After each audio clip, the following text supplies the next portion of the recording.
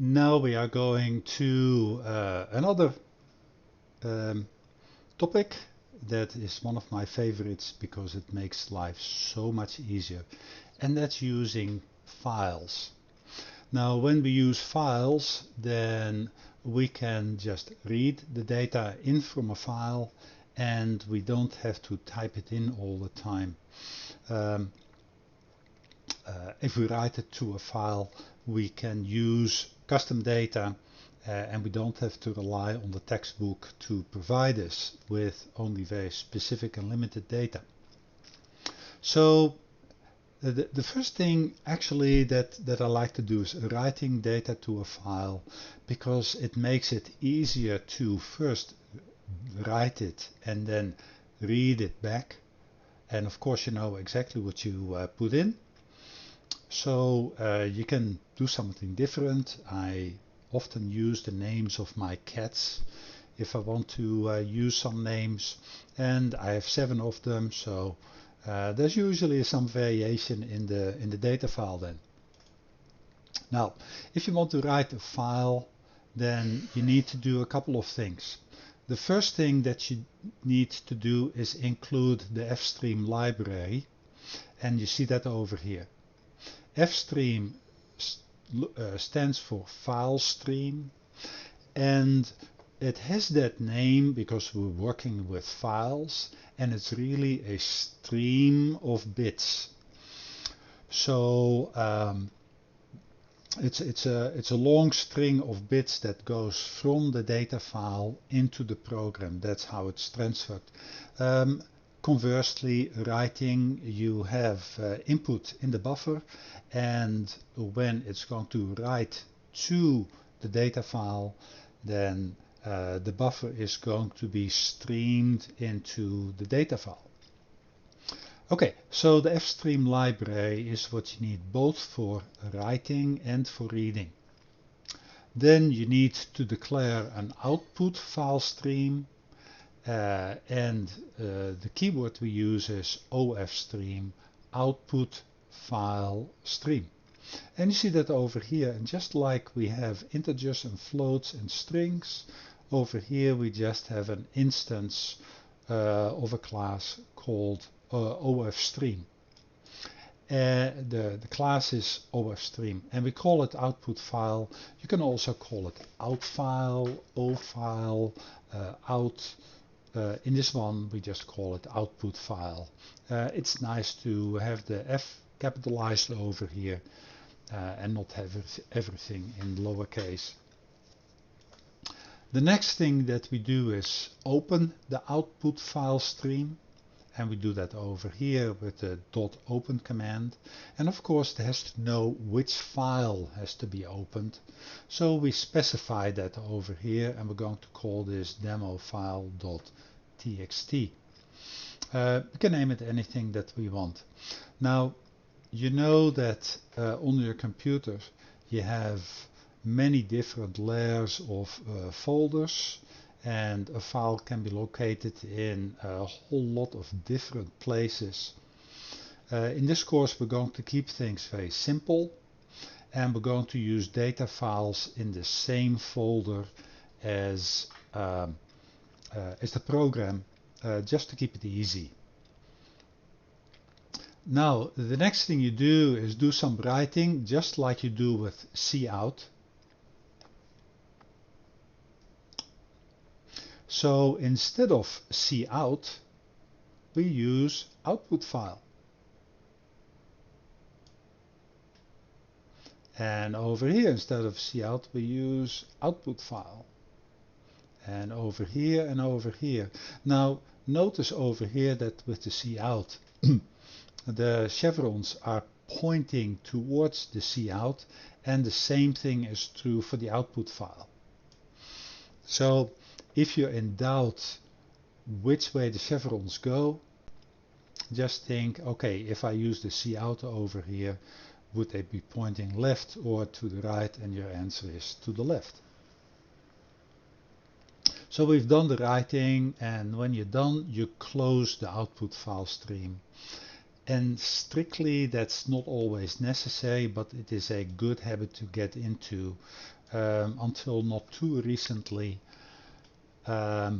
programs would crash if you forgot to close it and then within the same program try to open it up again to do something else. So whenever you're done with the writing, make sure that you close, in this case, the output file. Now, if you don't tell the user what you're going to be doing, this is what's going to happen. The execute is over here, and you just go back to the command prompt. And the user has no clue what's going to happen. So contrast that with over here, letting them know now I'm going to write the data to the file, and when you're done writing, just check the demo file.txt. And this is really important just for user friendliness, so the user has some idea what's going on and that things have been successful. Now, whenever you work with data files, you also want to keep two windows open, and you can do a second split window over here. And now my cursor is over here on the right, and I'm going to open up that demo file.txt, and I sort my files a little bit differently. So first I have all my CPP source files, then I have my data files, .dat, then I have my program files, the executables, and let's see, yeah, demo file.txt. And you see that Bach and Beethoven and Mozart and Dvorak have been written here already. Now, if I run this program again, oops, wrong one. I'm on the wrong side. I need to set my cursor over here and run this one. Okay, and it's written over here. And of course you don't see anything happening over here, and that's because we do the same thing over and over again. So here, let's do this. Let's do Beckering. And now it's going to write my name with great composers.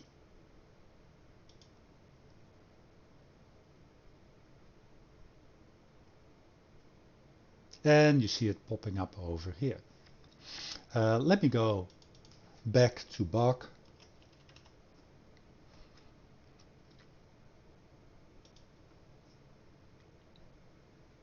So keeping the data file open here helps you to see the changes. Yep, there we are. Now, over here, this is hard-coded. If you have user input where it goes to the input buffer, you'll see it a little bit differently, and we'll see that in a little while too.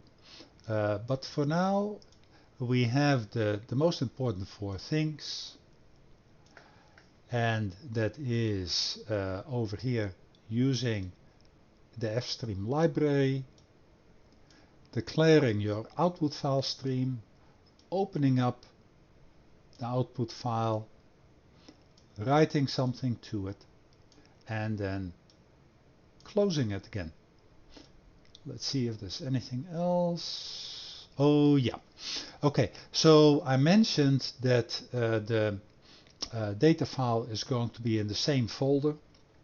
If you work on a lab computer, there may be some problems. Over here you'll see this message on Blackboard.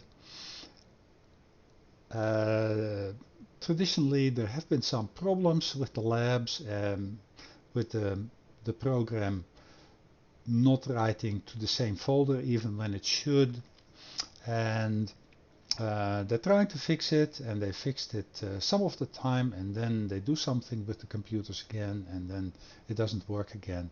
If that happens to you, then you may have to include either this path or this path and get it to work that way. Yep, I apologize for the inconvenience, but that's just one of the downsides of using the lab computers.